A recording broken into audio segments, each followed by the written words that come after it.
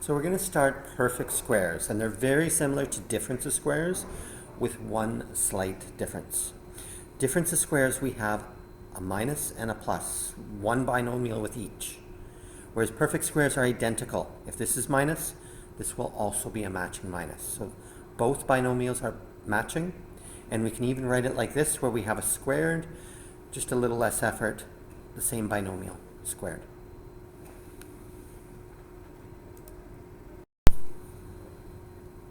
Now, if we expand these,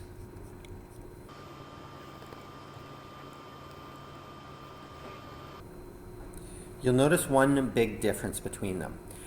These ones are nice and easy to spot. They're always binomials, they always have a negative between them, and they're always perfect squares. This one is a trinomial, and the middle term is not a perfect square. All that matters is the ends are perfect squares. So it's harder to spot. This one has to be positive. If we have two negatives multiplied, it becomes a positive. The middle term, we kind of ignore it to determine if it's a perfect square. And so both ends are perfect squares, we have a plus sign, and it's a trinomial.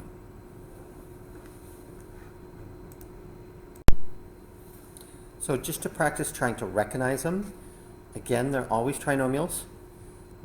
The ends are perfect squares, and the middle we just kind of ignore. As long as it's even, then it could be a perfect square. Perfect squares on the end, we have a plus sign on the last term, and the middle term is even.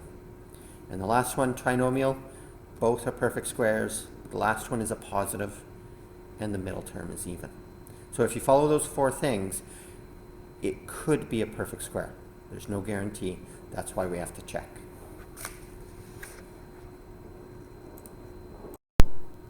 Now the next three examples, I want you to look through them and try and determine, are they perfect squares?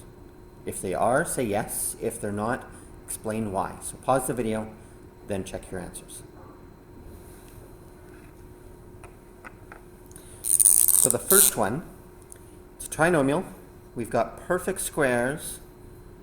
Problem is we have a negative. We can't have a negative in the last term, so it's no.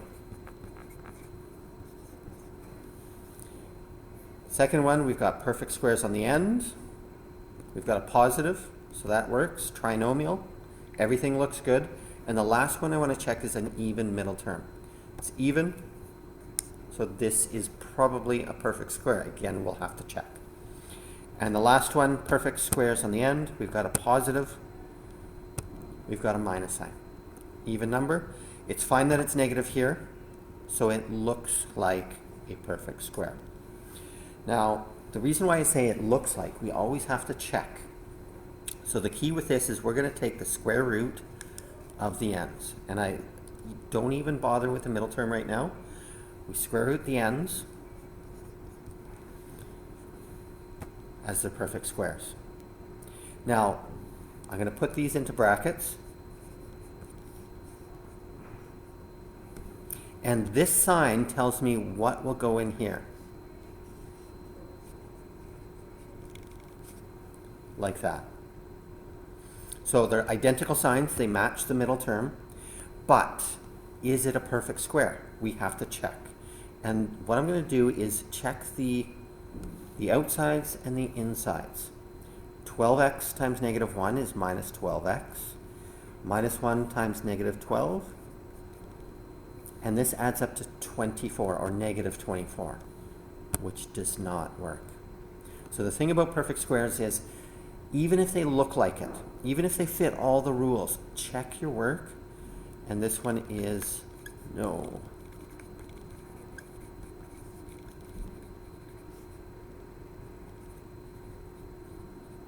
Squish that there. The middle term is wrong. It doesn't work. So always check perfect squares. You never know if it will work.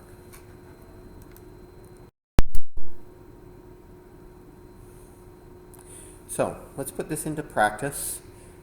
Factoring the perfect square. Now we can check that it is perfect squares on the ends, plus sign, trinomial, even middle term. So we take the square roots of the ends. We ignore the middle term. We get x and 3.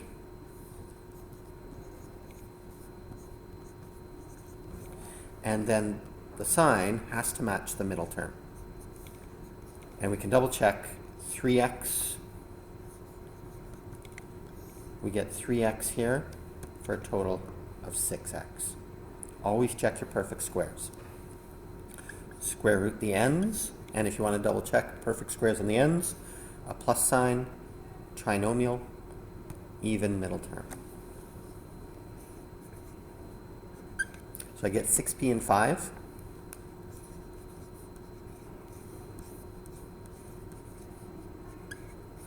The only way I can get negative 60 in the middle, both have to be negative. Now if I do a double check, I get negative 30p and another negative 30p, which it works. Always double check your perfect squares.